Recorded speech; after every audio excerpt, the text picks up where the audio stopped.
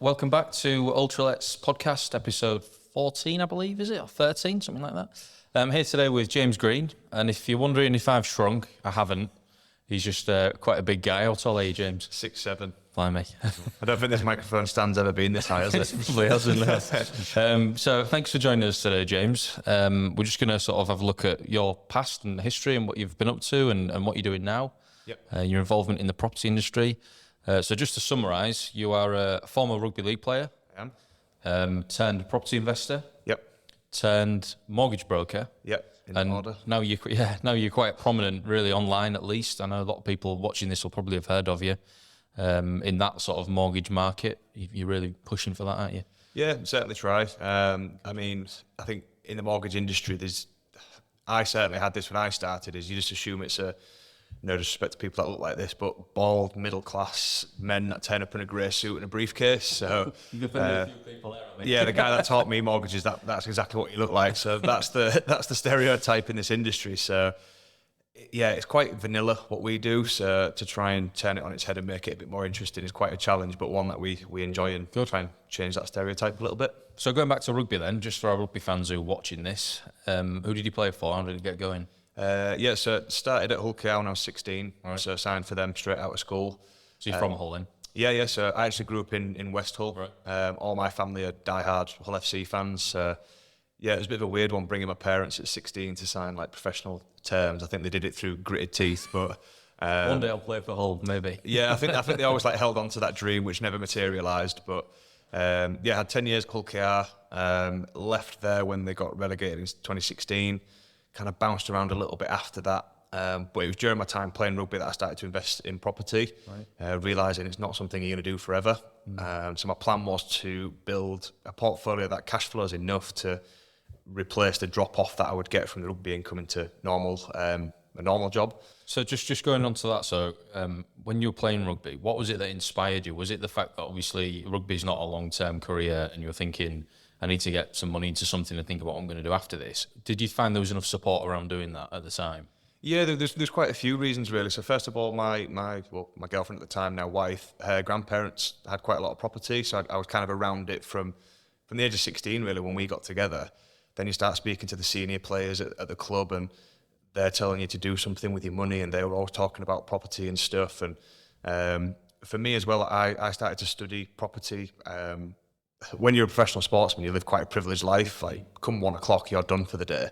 So my friends would either sit in Costa for 4 hours, go to the bookies, or I'd go home and read a book and do some courses and stuff, just to kind of take my mind off rugby, really, because when you play rugby, that's all you are. You're a rugby player, so you'll bump into someone and, oh, you're playing this weekend. Oh, that was a rubbish result at weekend, wasn't it? And it's like, I'm fine. I've got all these other things going on.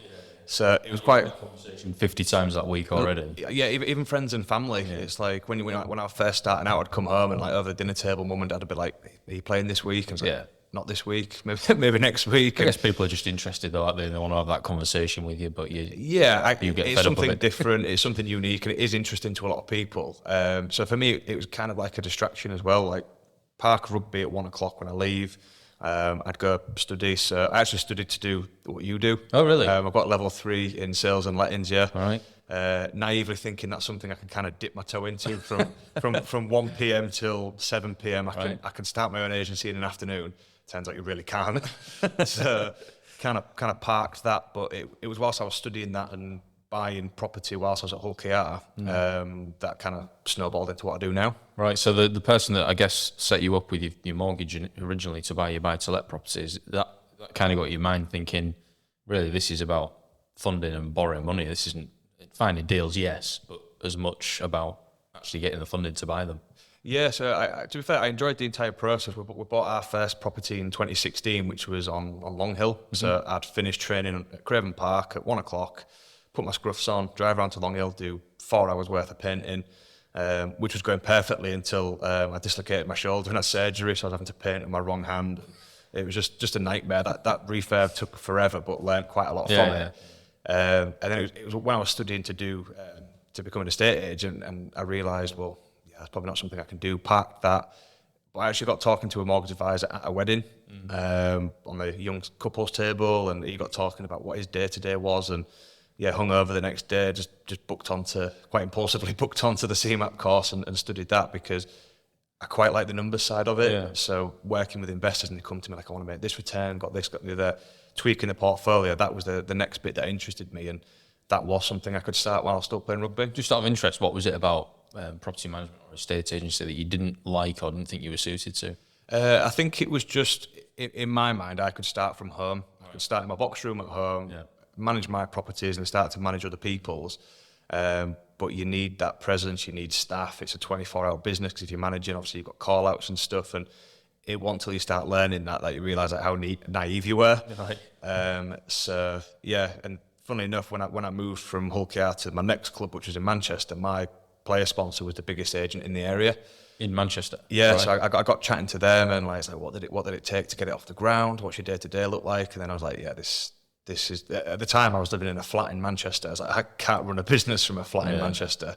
But mortgages you can, I guess, can't you? Because it's more about just being at the end of the phone and being able to deal with it. Well, yeah, that's it. Like, I mean, a lot of my appointments now are evenings because people work full time. So I'd have an appointment on an evening. I'd probably source the mortgage and do all the paperwork on my day off or after training. So the bit behind the scenes that the client doesn't see, I could do as and when I got a chance. So yeah, it was pretty much a chance meeting at a wedding that led me into mortgages, and that was like 6 years ago. So you did the CeMAP course, came out of that, and then the options from that point are, I guess, go and work somewhere or try and do your own thing and start from scratch. And I guess you had a few contacts anyway, but... Yeah, so again, I did CeMAP in the off season, so like all my friends are going on like holiday and stuff, like with their family and their friends and stuff, and I'm sat in a classroom in Leeds for 2 weeks, like doing the crash course for CeMAP and sitting exams and stuff. So yeah, that's how it started. And CeMAP's a bit like university. You come out with a degree, but you need someone that's going to put you under the wing and do all the actual day-to-day stuff. So yeah, I started working for a local company who I knew through rugby. Had a couple of years there, didn't really like how they worked. Came to a head, funnily enough, March 2020. Completely lost love of where I was working. I was like, right, I'm going to go do it myself. Put my application in for the FCA the first week in March. It's quite a ballsy move that then, isn't it, really? Because you've gone from that security of a job to say, actually, I'm just going to have a go at this myself on my own. Well, I was self-employed under that umbrella. Right. And kind of what led me to think that way was when I was at Hull KR, we got relegated. The following year, the team I went to, they got relegated. Right. So you have a Super League contract and then the leagues below are completely separate. So when you get relegated, your contract's null and void, basically. Right. So I was essentially made redundant twice in 12 months. So it was the mindset of, I'm not going to rely on anybody else. Yeah. If this is going to work, it's going to work because of me. Yeah. So I went into self-employment, kind of backed myself, but at the same time, I was still playing rugby full time, so I had my safety net of my income there, whilst I built my client bank. And yeah, a fallout led to me just quitting there and setting up, not realising 2 weeks later we'd be in a full national lockdown. So it was that close to lockdown, was it? Yeah. So just nicely put my application in, was pushing it through lockdown, and then partway through the first one, got signed off by the FCA. Got all my branding done, so I'm sat at home with all these business cards ready to take on the world. And I'm not allowed to go see anybody. So yeah, that was my introduction to being green and green. Basically. It's interesting. I had this conversation yesterday with somebody in the office that when this business started, it was 2008-9 sort of time, and that was again recession time. I think sometimes when the cards are against you, you kind of work harder, and everybody else sort of goes to sleep a little bit. And we found that even in the pandemic, a lot of our competition really sort of relaxed a little bit and said, well, we've kind of got an excuse not to go into work, we've got an excuse not to poach new business because the market's difficult. And we found that we picked loads of new stuff up. So you probably weirdly came in at a very good time to start your own new business. If you're prepared to shout loudly about it, that's what's probably done you so well, really. Well, I think I don't really know any difference because I was self-employed I was a rugby player a full-time rugby player until 3 years ago. So my head was in sport, never worked in a business, never ran a business. So when I went self-employed, it was, I hadn't been brainwashed by another firm on this is how you do things, this is how it's always been. So it was obviously within FCA regulations was how I think it should be done. And that's kind of how we've carried it through to what we do now. Part of the reason why I left where I was before was I think it should be done this way. So that's why I'm going to leave. What is that way then, just out of interest then? So and I've been to your office, you work in Hull by yourself? Yeah, so we've had a bit of a change this year. So I'm in the Ergo building in Hessel. The main people that are in there day to day is myself and our administrator Anna. Yeah. We've got a couple of other advisors that are dotted around the country, but they all work from home. Right. So yeah, our office is probably about half the size of this room. Right. But it'll take quite a lot for us to outgrow it because our guys work from home. That's quite a good model then, isn't it? Because the people who work with you, I guess they get the flexibility of working from wherever they are. They're not having to come into an office, and they get the benefit of obviously a good income out of it, I would assume. Well, that's it. So that they're all self-employed. So there's like unlimited upside potential for what you can earn. You can earn as much as you can bring in. And as far as I'm aware, we've got the highest commission splits in the industry from all the other brokers that I've spoken to. So our brokers get as much of the commission as we can actually give them. The only bit we take covers like our insurance, bit of marketing and stuff like that. Because a lot of people that work for us were my old teammates at rugby, so I'm here to help them get to the lifestyle that I'm at. I'm not there to take as much money out of their pocket as I can. Do you think there's something about maybe being a bit more personable with your career in rugby? You get confidence from that. People sort of recognise you, I assume, in some cases. And do you think you're maybe more approachable to a lot of people, and they're dealing with something quite sensitive like a financial product and their own information and everything about them that they'll have to share with you? Do you think they prefer to do that with somebody that's maybe like yourself rather than that traditional stuffy person that you mentioned earlier on? Yeah, I think so. I think because people might have seen me from playing rugby, they feel like they already know me. But rugby's been amazing for what I do now because obviously people know who you are already, so you've already got a bit of a head start on people that are starting from a dead start. My mortgage career basically started by advising for die-hard Hull KR fans. Like I used to do home visits back then, so what should take me 45 minutes would take me about 3 hours because I'd be sat in the front room. All I want to talk about was rugby and Hull KR. And I'd be sat there with my laptop open. I was like, we should probably start talking about this now. Like I've got somewhere to be. But then because James Green from Hull KR had done their mortgage, they were telling all their friends, which like it just got bigger and bigger. And then we'd start looking after the players who obviously got decent followings, so we'd ask them to put something on social media as well, and it kind of just like mushroomed out from there. But yeah, I think whether it's a superpower or not is I talk to clients like I talk to anybody else. Like I often swear quite a lot in my appointments because people come in and I think, especially for first time buyers, you can see they're a bit tense. Like you look at it from the outside, and buying a house is a big it's a nerve-wracking process, definitely. One of the biggest things you'll ever do. So if I'm sat down with you and I'm just drop a sly F-bomb every now and again, you just see the shoulders drop, and it's like, actually, it's not as big a thing as I thought. It's not a bank. It's not, it's not too serious, if you like. But you're in the background complying with everything and making sure it's all done properly. That's it. The advice is to FCA regulations. We do all that paperwork correctly. I might not turn up with a briefcase and a tie and a jacket on, and I might not be using big words, but I'll break it down into things that people understand. And we try and communicate to our clients more than what most people do. Speaking to other clients that we've got who've come to us from other brokerages, or just going through my own experiences getting a house myself, is communication is quite poor.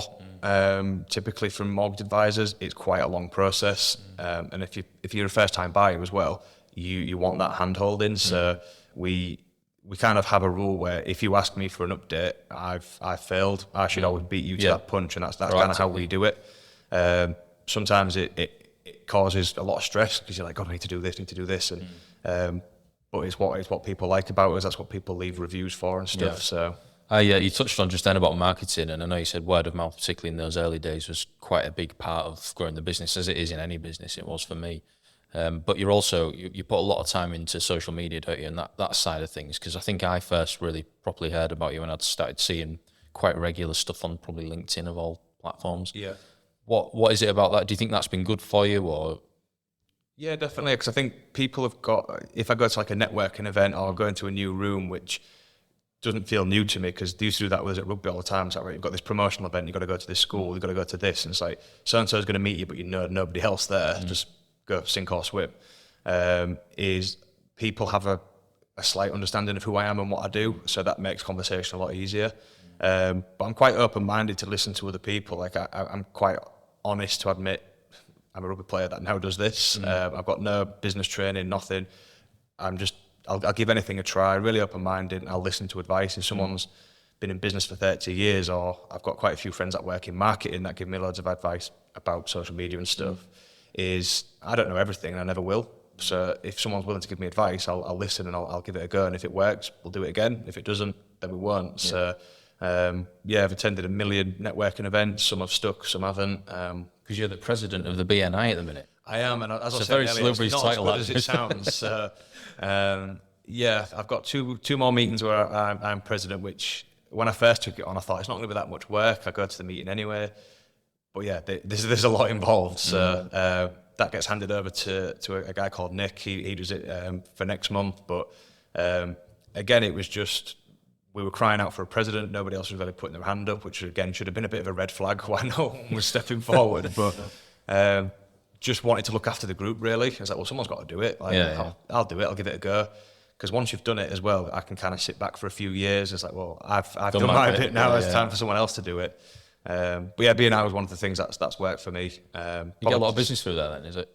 Yeah, I've been a member for 4 years now, and we've had quite a bit of it. I think about 15% of our turnover comes from it for the sake of a Friday morning.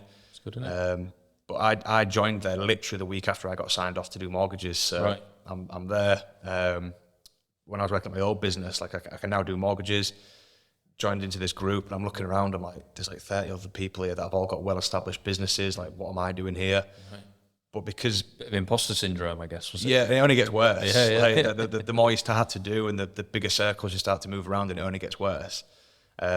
Is because there's no conflict in the group. You're only allowed one person per sector. Is everybody's so happy to help you with ideas, and there's people in there that have been in business same amount of time I have, and then we've got Andy Dickerson, who's got Apple Yard Removals. He's been in business for 30 years, so he's seen everything. But people like that are really happy to give you advice, and that's really helped with not only personal development but business as well. Yes, it's not just a marketing tool and a new business lead generation tool. It's also an advice centre for people like yourself who are new into business, I guess. Yeah, I mean, there's a guy called Darren Peacock who's got Westwood Capital now. He's been in here, Darren. Oh, was he? 2 weeks ago, yeah. Well, he used to do commercial finance, so he kind of took me under his wing because we worked side by side. He used to get loads of inquiries about standard buy-to-let or residential, which he'd give to me. But the doors he opened for me in terms of new circles, new networks, ways of doing business and stuff. Like just meeting people like him has been amazing, which you can't put a price on for the business that it's brought in. What's next for Green and Green then? What's the future plans? Have you got any? Have you thought that far ahead? Probably it revolves around teams. We were looking this week, depending who you speak to, we're in a recession this year, is our turnover's actually increased this year with less advisors. So whether that's because there's still mortgages going on in the background or we're doing really well, I don't really know. I live quite a sheltered life when it comes to this industry. The amount of people ask, do you know such and such a broker? I'm like, just do my own thing. Me, I don't know who they are. So, I think for us, we're getting to the point where we're struggling to keep on top of the amount of leads that we've got coming in. So we probably need another advisor, another administrator. But we've gone through quite a few advisors this year on a self-employed basis. That hasn't really panned out. Bit I struggle with is I expect everyone to be as driven as I am. And then I get really wound up when they're not. But then some days I'll be like, well, no, it's my name above the door, so why would exactly. I think we need to start putting a team together for next year to handle the amount that's coming in and kind of take me away from it a little bit. There's some days where I'll do like 14-hour days and stuff, which I don't mind doing, but it's not sustainable. Yeah. And what about the property side of things? I know you've got a few properties now. Yeah. What's your plan with that? Are you happy with them just coasting as they are? Do you think you'd sell a few? Do you think you'd maybe buy a few? Probably going to leave it as we are now. I think the first 4 years of investing was kind of like my honeymoon period because we'd refurbed all the properties, so we had like no maintenance issues, nothing. I just get an email once a month, rents come in, brilliant. And then it just seemed to be something in the last year, it's like, oh, I've got an issue with this, we've got an issue with that, which, to be fair, some of our properties are older properties, like you guys manage half of them. So that it was always going to come. But we kind of dipped our toe in with the HMO last year. All right, yeah. Which has caused me, it's caused me boundless headaches since we've had it. Because we agreed to buy it in January last year. So obviously back then interest rates were still as low as they were. There was no energy crisis back then. So it's like, stacked all the numbers. I was like, this is incredible. This is going to give me the return of what 3 family lets would. Then the energy just went crazy. The mortgage payment went up, and we've got like, well, originally we had 4 Nigerian students in there. Nigeria is a hell of a lot warmer than what it is here, so we would go around, and there was nobody in, but the heating was on full blast. So we had to have like conversations around that. Like, look, it's April, it's May, it's not that cold outside. Like, it's you rain it in a little hours, bit. But that's standard across virtually every HMO I've ever been in. The heating's always on full blast. So and the one that gets warm opens their bedroom window and lets it all out. And, we're fortunate where, obviously doing the job I do, we put them all on 5-year fixes that I've got like 3-4 years left to run on them. Right. So you're pretty well protected then, aren't you, on that one? Yeah, it's just a HMO one with the energy, and they seem to keep like putting fat down the drain, and we've had the drain man out 3 times. But other than that, like, I mean, touch wood, we've been really like fortunate with our tenants. A lot of them are still our day one tenants. So I think when I was like coming to the back end of my rugby career, I was in that mode where I need to get as many as possible. So we were refinancing them, putting more money in. Whereas now, like, my income from mortgages, that's exactly what I want. So my mindset's kind of shifted where that's not my income anymore. That's like future James's income, that's pension. So just kind of just letting it sit there and just letting the income roll in. And so the mortgages is now the property's future, and just let it tick over until that time comes, I guess. Maybe pick the odd one up now and again if you see something that's right. Yeah, so I've not actively looked, but obviously I speak to quite a lot of investors anyway, and I'm in like WhatsApp groups, networking groups with other investors, so I'm always seeing like the odd deal flying around. But yeah, for me at the moment, we've branched into commercial finance as well, so kind of got my hands full with that. So what's that entail then for people that don't know exactly what the difference between commercial and small standard finances? Yeah, so probably the best way to explain it is just around the property side. So we can do business funding and stuff, but for us, because we were predominantly known for property, is we just stuck to the property angle of it. So things like bridging loans, so people that want to buy properties through auction, or if you need to do a refurb and it's not in a what mortgage lenders will call habitable. So if there's a massive hole in the roof, kitchen and bathrooms missing. So bridging loans for stuff like that. Specialist buy to let, so if people are buying like blocks of flats, or it's a mixed use property, so there's a flat above a hair salon or something like that, or businesses wanting to buy premises, so something like this, or something for investment purposes, we can do that. So essentially what we say, to simplify it, is any property transaction, if it's got property in the middle of it, you're either buying it or refinancing it, we can help with it. Just before I finish then, I just wanted to ask you a question that I get asked 10 times a day, so you'll get asked it 20 times a day. Yeah. What's going to happen with interest rates? Do you know? Can you predict the future? There are some telling signs though out there at the minute. Yeah, absolutely. I think you tend to find people that have an understanding of economics or keep a keen eye on it, tend to preempt what's going to happen. So interest rates are a reaction to everything else that goes on. So the government, when inflation's running riot, one of the few things they can actually do is try and stop people spending money. You can't put a law in to say, right, you can't spend money there. You just got to make it as difficult as possible. So lenders will put interest rates up to slow people down. But the problem you have is if you're on a fixed rate deal and your fixed rate don't end for 2 years, if rates go up, it means nothing to you whatsoever. Like your mortgage payment doesn't change. But yeah, I think the Bank of England get together this week. What's going to happen, who knows? All the forecasts are another 0.25% rise, whether it be this week or before Christmas. Right.